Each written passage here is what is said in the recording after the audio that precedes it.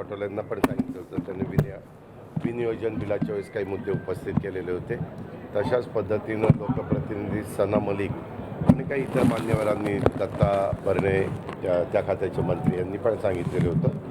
आणि त्याच्यामुळं एक त्या कामाला गती देण्याच्या दृष्टिकोनातून ह्या बैठका आम्ही घेत असतो.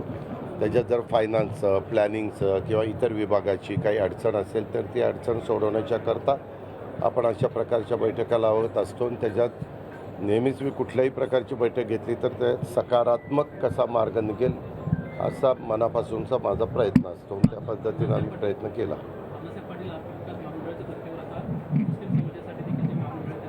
त्याच्यामध्ये पार्टीमागच्या काळामध्ये तिथं आपण केंद्रातनं आपल्याला निधी मिळायचा, तो निधी आपण द्यायचो. परंतु तो निधी देत असताना त्याची वसुली चांगली नसल्यामुळं केंद्राने तो निधी पुढचा द्यायचा थांबवलेला आहे.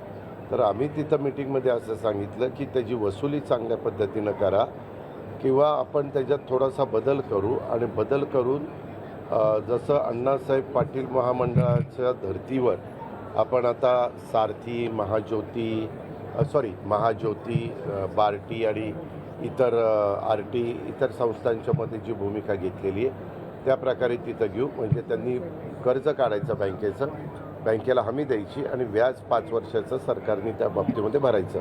पण त्याचं लिमिट किती असावं आणि त्याचं व्याजाचा किती भार सरकारने उचलावा ह्याबद्दलची कॅबिनेट नोट तयार करून कॅबिनेट पुढं तो निर्णय होईल. कारण शेवटी कॅबिनेट सर्वोच्च असते, तिथं तो निर्णय होईल. आणि दरवर्षी साधारण किती लाभार्थींना तो लाभ मिळाला पाहिजे ह्याची पण संख्या ठरवली जाईल.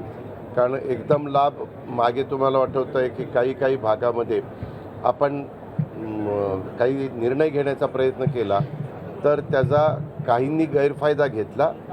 देत असताना कुठलाही योजना लोकांच्याकरता आपण राबवतो त्याच्यामध्ये गैरप्रकार होऊ नये याबद्दलची काळजी आम्ही घेतोय. दादा, कृषी मंत्र्यांबाबत तुमची भूमिका काय दादा? कारण की कृषी मंत्र्यांचा रमी खेळतानाचा व्हिडिओ जो आहे तो सोशल मीडियावरती व्हायरल झालाय.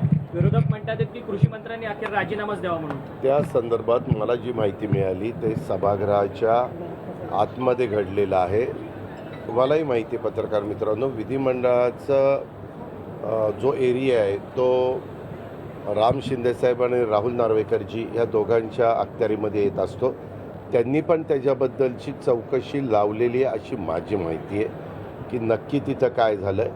कारण त्यांची एक माहिती मी घेतली तर त्यात असं मला अजून ते समक्ष मला भेटलेले नाहीत. काल मी दुपारी इथं पोचलो. दुपारनंतर बाकीचे माझे मिटिंग मी देवगिरीला घेत होतो आणि आज मात्र मी सकाळपासून इथं आहे. आज खरं तर दिल्लीमध्ये पण एक महत्त्वाचा कार्यक्रम होता. दोन्ही मुख्यमंत्र्यांना बोलवलं होतं. परंतु मुख्यमंत्री काल पंढरपूरचा कार्यक्रम करून डायरेक्ट दिल्लीला रवाना झाले.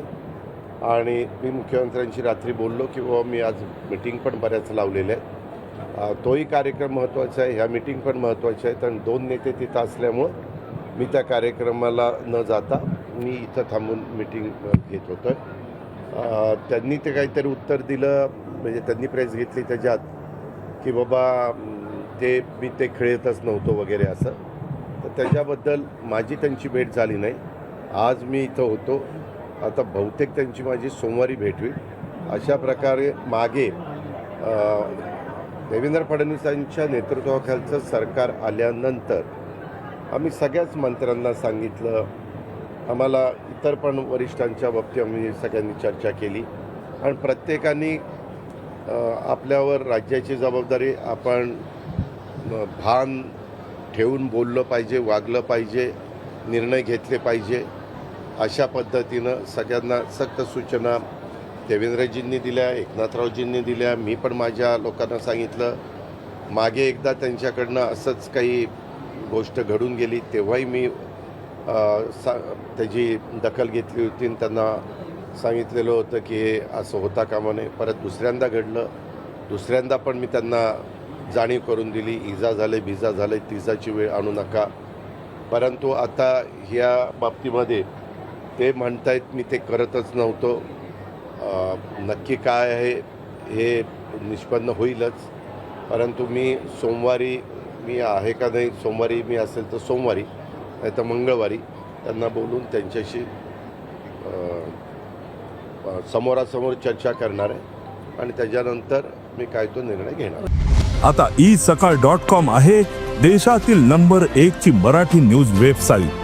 प्रत्येक अपडेटसाठी isakal.com ला नक्की भेट द्या.